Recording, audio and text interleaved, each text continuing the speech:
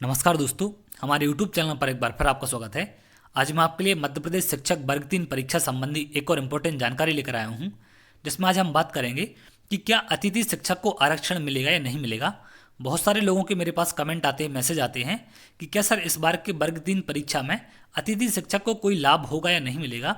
तो इसके बारे में मैं आपको सारी चीज़ें यहाँ क्लियर करने वाला हूँ कि पुराने नियम क्या थे, क्या पहले आरक्षण मिला था या नहीं मिला था, और उसके बाद हम बात करेंगे इस बार के आरक्षण की जानकारी आपको कब मिलेगी कि आरक्षण मिलेगा या नहीं मिलेगा, और कितनी संभावना है आरक्षण मिलने की या ना मिलने की। इन सब पर मैं सारी बातें आपको क्लियर कर दूं। तो चलिए एक एक करके हम बात करते हैं। जैसा कि आप देख रहे हैं, मध्य प्रदेश राजपत्र में प्रकाशित ये ऑफिशियल लेटर है। ये कब कहाँ से जारी हुआ था आप यहाँ देख सकते हैं।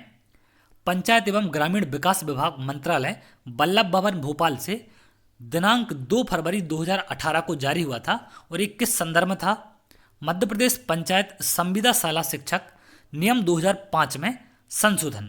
2005 में संशोधन हुआ था। इसमें कैसा संशोधन किया गया था आप यहां पर देख सकते हैं। प्रारूप संशोधन। प्रारूप संशोधन जो इसका आधार था वो किस आधार के लिए किया गया था? संविदा शाला शिक्षकों की रिक्तियों का आकलन करने के पश्चात कुल उपलब्ध रिक्तियों की 25% रिक्तियां उन अतिथि शिक्षक वर्ग के लिए आरक्षित की जाएंगी जिन्होंने शासकीय स्कूल में कम से कम 200 दिन एवं न्यूनतम 3 या अधिक शैक्षणिक सत्रों में कार्य किया हो। मतलब यहाँ पर कुल पदों का 25% अतिथि शिक्षक को देने की बात कही गई थी। उनको यहाँ पर आरक्षित की जाएंगी जिन्होंने स्कूल में कम से कम 200 दिन या 3 शैक्षणिक सत्र मतलब 3 साल स्कूल में काम किया हो या इससे ज़्यादा समय। इसके साथ साथ और कुछ नियम बनाए थे इनने, जैसे कि यहाँ देख रहे हैं आप। कुल उपलब्ध रिक्तियों का 25% अतिथि शिक्षक के लिए आरक्षित किया जाएगा जिनने न्यूनतम 3 वर्ष अतिथि शिक्षक के रूप में काम किया हो। परंतु अतिथि शिक्षक के 25% आरक्षित पद नहीं भर पाने की स्थिति में शेष रिक्त पदों को अन्य पात्र अभ्यर्थियों से भरा जाएगा।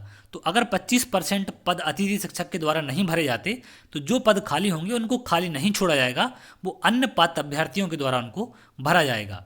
तो ये भी यहाँ पर एक बड़ा संशोधन किया गया था, क्योंकि होता ये कि जैसे मान लो 25% आरक्षण दे दिया गया तो वहाँ पद ज़्यादा हो जाते हैं और हो सकता है उतने अतिथि शिक्षक ना मिल पाएँ। मिलेंगे तो उनकी कुछ क्राइटेरिया पूरा नहीं होगा या तो 200 दिन कंप्लीट नहीं होंगे, तो वो पोस्टें खाली रह जाती हैं। तो संशोधन ये भी किया गया था कि उन पोस्टों को खाली ना रख के और जो अन्य पात्र कैंडिडेट हैं उनको भी वहाँ पर मौका दिया जाएगा, उनकी भर्ती वहाँ पर की जाएगी। तो ये तो बात है 2018 में जो संशोधन हुआ था। अगर हम बात करें 2012-13 के एग्ज़ाम की, तो वहाँ पर 25% आरक्षण मिला था अतिथि शिक्षक को। अब देखिए इतना लंबा समय हो चुका है, समय समय पर सरकार भी बदलती हैं। सरकार के साथ साथ जो सरकारें हैं वो समय समय पर शिक्षा नीति में बदलाव भी करती है, उसके साथ साथ नियम में परिवर्तन होते रहता है। तो 2018 से अगर अब तक की हम बात करें तो लगभग 4 से 5 साल होने वाले हैं। समय समय पर सरकारों में बदलाव होते हैं, सरकारें विचार करती हैं और इनका एक सर्वे चलता रहता है कि क्या ऐसा होना चाहिए नहीं होना चाहिए। उनके आधार पर सरकार आगे के डिसीजन भी लेती हैं। तो 5 साल लगभग होने वाले हैं यहाँ पर। तो इस बार सरकार आरक्षण देगी या नहीं देगी, सबसे बड़ा सवाल ये है। तो देखिए चुनावी माहौल है, चुनावी माहौल में सरकार सभी पक्षों को खुश करने की कोशिश करेगी।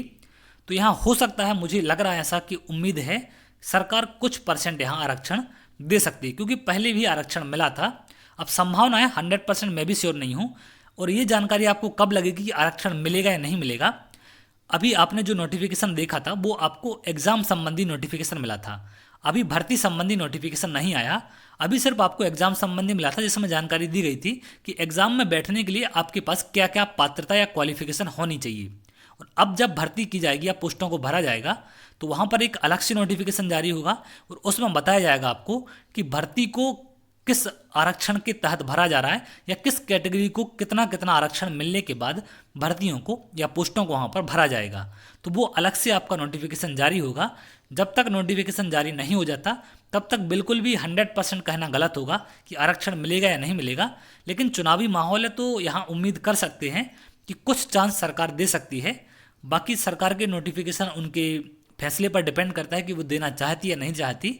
तो ये थोड़ा सा इसके लिए हमें इंतजार करना पड़ेगा, क्योंकि एक अलग से नोटिफिकेशन आएगा, उसमें सारी चीज़ें क्लियर होंगी कि ओबीसी को कितने % आरक्षण है या अतिथि शिक्षक को है या नहीं है। इन सब के बारे में वहाँ पर आपको क्लियर किया जाएगा। तो अभी आपके पास नोटिफिकेशन नहीं आया है, जैसे ही आएगा मैं उसके बारे में भी आपको अपडेट कराऊंगा। और इसके साथ साथ अन्य कैटेगरी पर इसका असर पड़ेगा या नहीं पड़ेगा।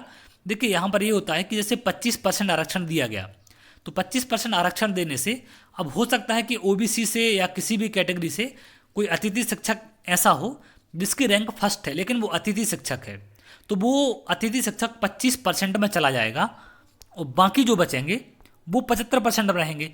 तो मान लो टॉप 100 में 20 लोग भी ऐसे हैं जो अतिथि शिक्षक हैं, तो वो 20-25% की तरफ शिफ्ट हो जाएंगे, उनका 75% में कोई भी रोल यहाँ पर नहीं रहेगा। और 75% में जब अगर रोल नहीं रहेगा तो सिंपल सी बात है, यहाँ पर कट ऑफ कम होने की संभावना है, क्योंकि ज़्यादा नंबर वाले अगर अतिथि शिक्षक 25% की तरफ शिफ्ट होंगे तो कुछ यहाँ पर कट ऑफ हल्का सा कम हो सकता है। और कम नंबर वालों को भी अतिथि शिक्षक में चांस मिल सकता है, क्योंकि वहाँ भी सिलेक्टेड कैंडिडेट पहुँचते हैं जो अतिथि शिक्षक हैं। तो कम नंबर वालों को यहाँ भी चांस मिलता है और यहाँ भी चांस मिलता है, दोनों जगह संभावना कट ऑफ कम होने की एक बढ़ जाती है। तो अतिथि शिक्षक होने से या ना होने से ज़्यादा कोई इफेक्ट नहीं पड़ेगा। हाँ, दोनों तरफ थोड़ा सा एक कट ऑफ का मार्जिन देखने मिलेगा, हल्का सा कट ऑफ कम हो सकता है, ये संभावना यहाँ पर देख सकते हैं आप। तो ये थी अतिथि शिक्षक को लेकर एक इम्पोर्टेंट जानकारी। अगर आप ऐसी ही जानकारी चाहते हैं तो हमारे चैनल के साथ जुड़ सकते हैं। इसके लिए आप हमारे चैनल को सब्सक्राइब कर लें, जिससे आगे आने वाली और भी इम्पोर्टेंट जानकारी आपको मिल सके। तो चलिए, बहुत जल्द अगली वीडियो में मिलेंगे, तब तक के लिए बहुत बहुत धन्यवाद।